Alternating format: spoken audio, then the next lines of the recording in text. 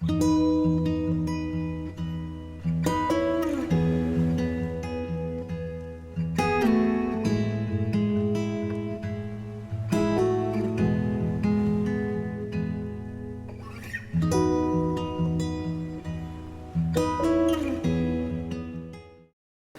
we just came through the saddest time in the Jewish year, which is what's known as the 3 weeks, and it always falls out in the summer.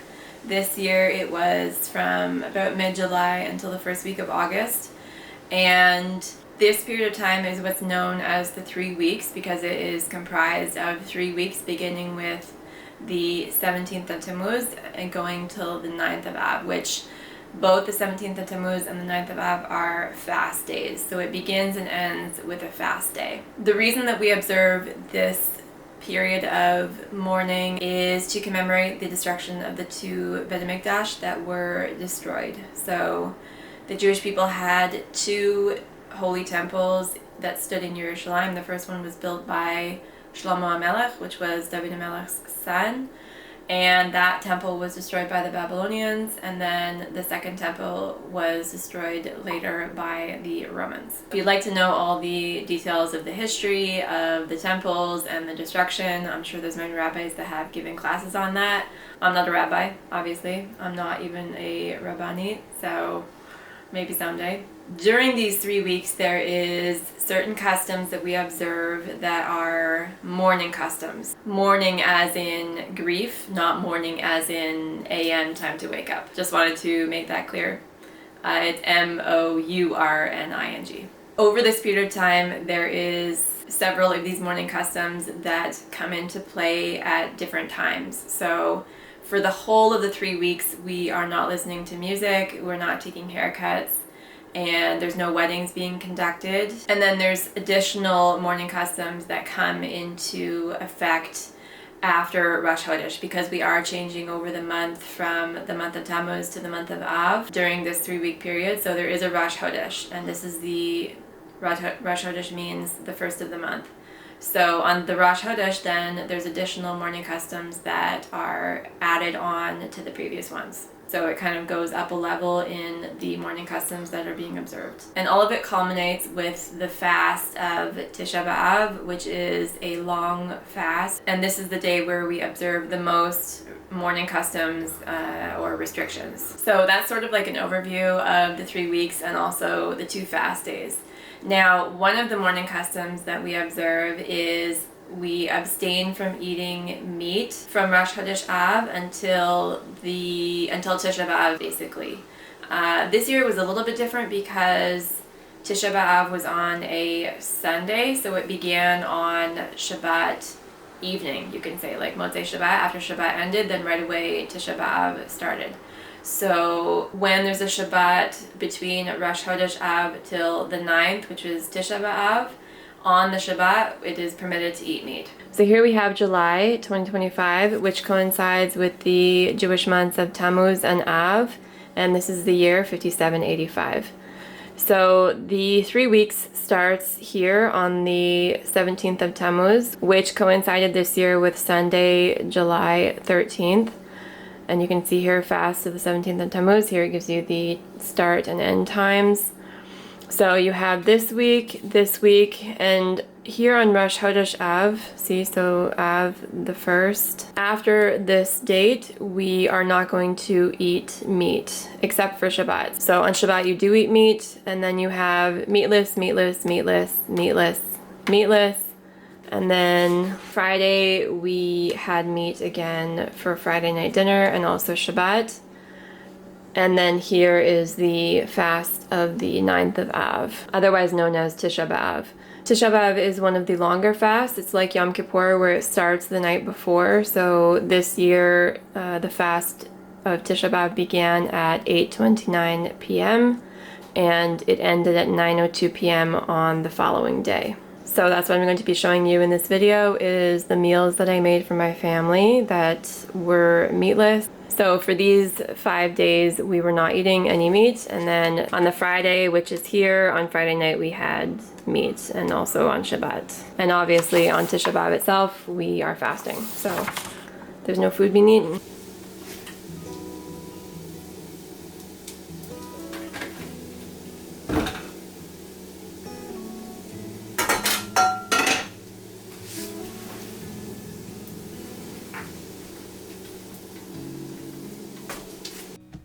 So what you see me making here is quinoa patties, and this is a very simple recipe that I make fairly often for my family. In fact, it's basically just onions, quinoa, some spices, and some seasonings, and that's it.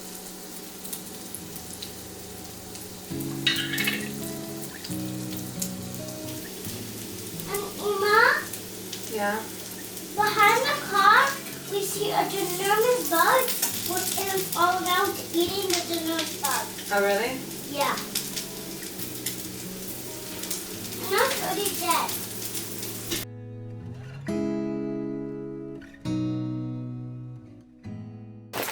And I'll show you the quinoa that I usually get. This is from Costco, the Kirkland Signature one, the 2 kilogram bag, and it has a Star K Kosher certification on it right there, you can see. When I came to serve this meal, I served it alongside some salads, and there was a few leftover salads from Shabbat, coleslaw, hummus, and Yosef had his noodles, and there was some hard-boiled eggs.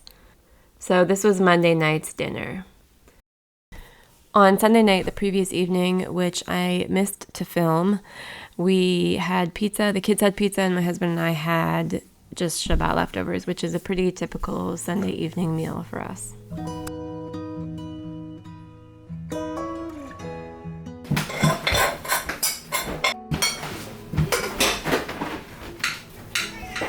On Tuesday, I made sushi bowls for our family, and this is a really easy dish as well. It's basically just sushi rice with a whole bunch of sushi toppings, including fish, which I like to buy a wild salmon if I can find it, and then I bake it beforehand. So this one that you see me washing here, this was a whole salmon that I found frozen. I get this at the local No Frills store.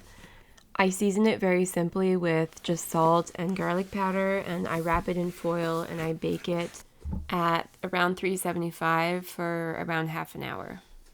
My children would happily eat their salmon bowls with raw salmon, but I'm a little bit uncomfortable doing that, and I find that this way is actually an easier way to prepare it, and it tastes really good. So, Yosef thinks he's helping in the kitchen.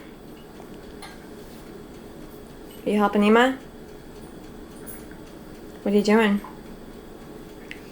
I'm also doing a cucumber carrot salad. It has like this sweet sesame dressing on it, and it's really tasty. That is one of the toppings.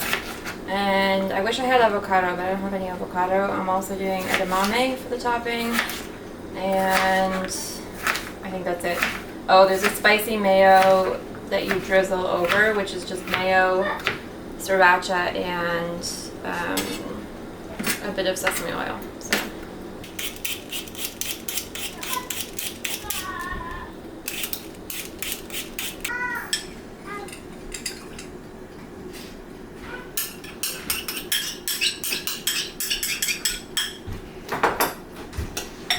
Got some edamame going here. I buy those frozen, and then I just boil them up in some water. As soon as the salmon is done baking, I open up the foil and let it cool off so I can get my fingers in there without burning them. And then I carefully cut along the backbone and peel the fillet off the spine part, you know, the fish bone that goes through the middle. If you do it this way after it's been baked, then it's very easy and it should just peel off with all the bones still attached. And then I just cut the fish into chunks and I add it into a marinade sauce that I prepared beforehand. This sauce is made with soy sauce, honey, sesame oil, and a few different things. I will leave the recipe link below for anyone who wants to go and check it out.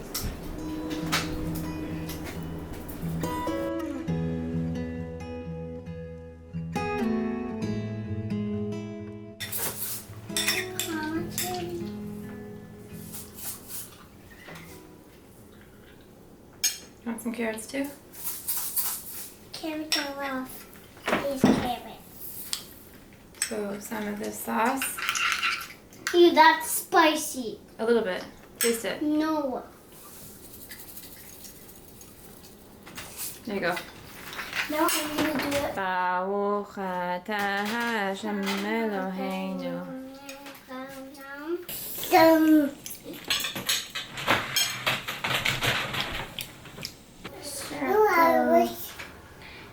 Kind of like that. My son Eliyahu, who's now 8 years old, asked me to film him doing a full demonstration on how to assemble the sushi bowls and what brachot we say. And I said yes, because I know in a few short years he will be 18, and the last thing he'll probably want to do is participate in his mother's videos. Of all the fish, barrel, and now, if you want to put beans, you can put beans. Wait, I'll need a spoon for this one. But I don't want to put beans in mine. So I'll put some of this spicy sauce. Why do you want to put beans? And because they're squishy. Now, just to make it a little spicier, I'll put some of that. Spicy seeds. I'll just sprinkle them on top. And I'll take some of that rice. Baruch atah Adonai Eloheinu melech haolam, borei minim v'zanai. Now I'll take some of the fish. Use your knife, please. Your thumb. Baruch atah Adonai Eloheinu melech haolam, shakol niyeh b'orei. You didn't say shakol niyeh On the salad, and I'll say Baruch atah Adonai Eloheinu melech haolam, borei peri hadama.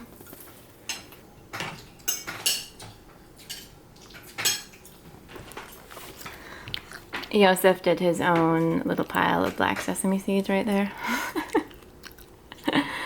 Not a whole lot of sprinkling happened there, all in one spot. Yosef likes his sesame seeds. Yeah.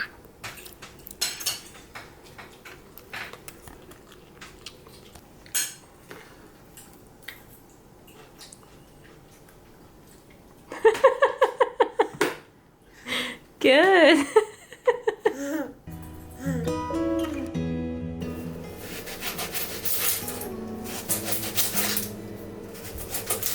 On Wednesday, I decided I would make sabich, and sabich is a Iraqi Israeli dish that I love.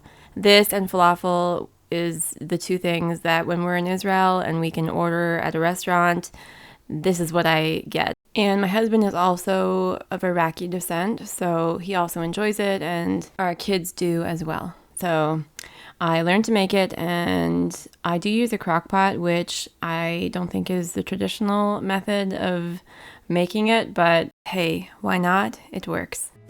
This one?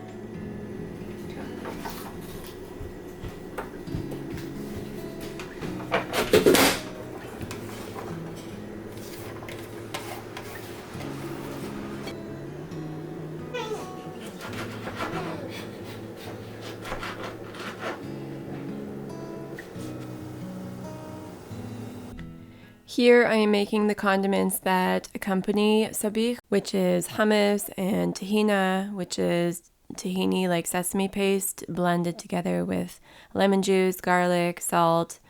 And I'm also preparing the eggplant, which I'm going to roast alongside chickpeas. And then it's all assembled together in a pita or flatbread. Or what I actually like to do is make it into a sabich salad. And then you're more in control of the bread to salad ratio.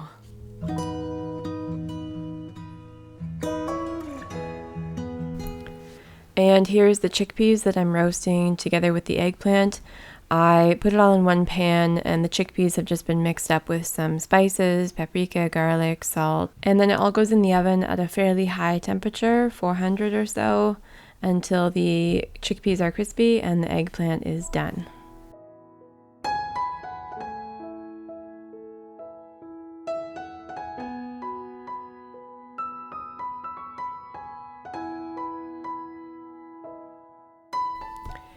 On the following day, which was Thursday, we kept it really simple, and this is just some clips of us actually eating. I didn't really do much cooking. I had purchased some fresh corn at the store earlier that day, so my kids husked it, and that's basically what we had for supper, alongside some salads and some leftovers from the fridge. And I made some noodles for the kids, which is one of their favorite things. They're very happy to eat noodles. They'd probably eat noodles every single day. So yeah, that was Thursday.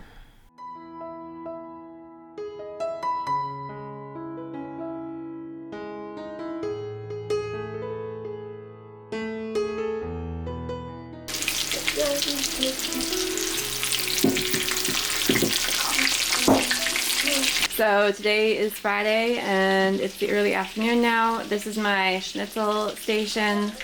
Got my schnitzel going. I don't make schnitzel that often, but I had a whole bunch of chicken breast that I needed to use up, so decided to do schnitzel. These are the ingredients that I use for making the crumbs. So I use breadcrumbs, cornflake crumbs, and sesame seeds. This is what it looks like all mixed up together. And this is how the schnitzel looks. My oil is getting a little bit dirty, I think, which is why it's foaming up. If you remember what I said in the early part of the video about the Shabbat that falls between Rosh Hashana and Tisha B'Av, that is permitted to eat meat. So that is why I'm making chicken for this Shabbat. So Shabbat is almost coming in. It's about 20 more minutes to candle lighting. But because I didn't show you what I made, the final product, what I made for Shabbat earlier, I took everything out of the fridge and I wanted to show you what I was making for Shabbat. So this is my garden/green salad. I had a bunch of greens from the garden. This is mostly chard, and there's also some beet greens that my mother brought from her garden, so I put that in that salad. And it also has lettuce, cucumber, tomatoes, peppers, green onions, and olives. And this here is the dressing for it. I didn't add it yet, but I will do that right before we sit to eat. This is my lemony chickpea quinoa salad, and this one is really good, one of my favorites. I make it quite often. It's with quinoa, chickpeas, parsley, red onion, and a lemon za'atar dressing on this one. Ooh.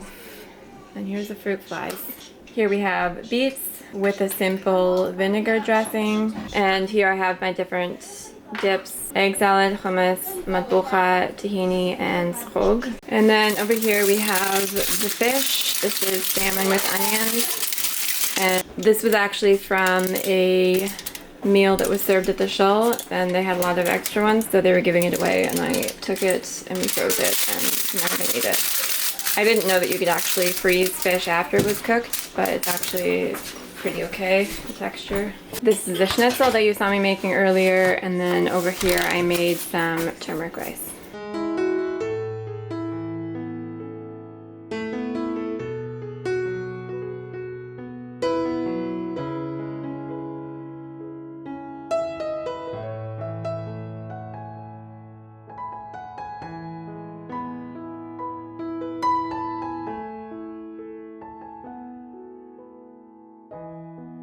Do you want to tell the folks on YouTube Shabbat Shalom? Shabbat Shalom. What did you choose? Precious jewels. Precious jewels. Okay, well we're going to do some reading together now. Can I have a snack? And have a bit of a snack. What you guys already ate? No, Didn't you already eat schnitzel? I did not eat schnitzel or rice. No rice, no schnitzel? I did eat watermelon. Just watermelon, okay. No, she All right, ate. well we're going to do snack time and parsha until the rest of the family comes home from shul. And that's it. הלוחמים היהודים נכנעו, הם ידעו שאין תקומה.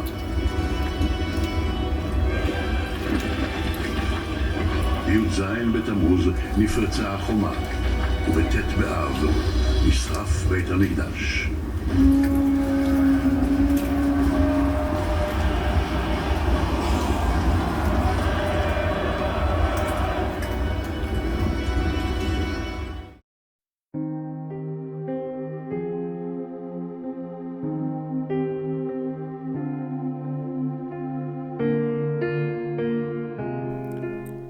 Tisha B'Av for me this year was very emotional. In my early years as a convert, I didn't fully appreciate what we were crying for on Tisha B'Av, but since then, since my conversion and in the intervening years, I have had the opportunity to learn more and do a lot of reading and take classes.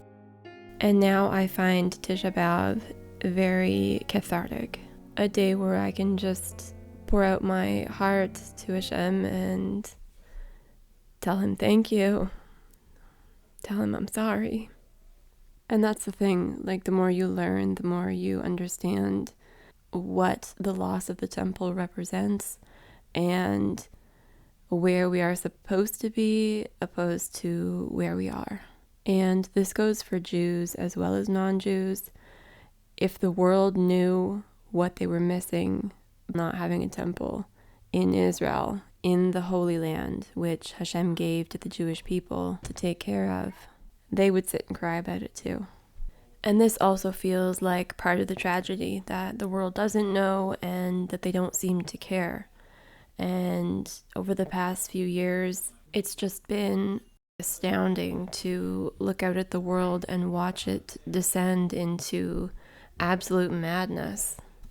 But as our prophets and our rabbis and our Torah leaders of this generation explain, this is how we know we are on the cusp of the Messianic era. Everything we're seeing in the world now was predicted and will come to pass. And in the glorious future that is dawning slowly like the rising sun, when Hashem's presence returns to his world, our tears of sadness will turn to tears of joy.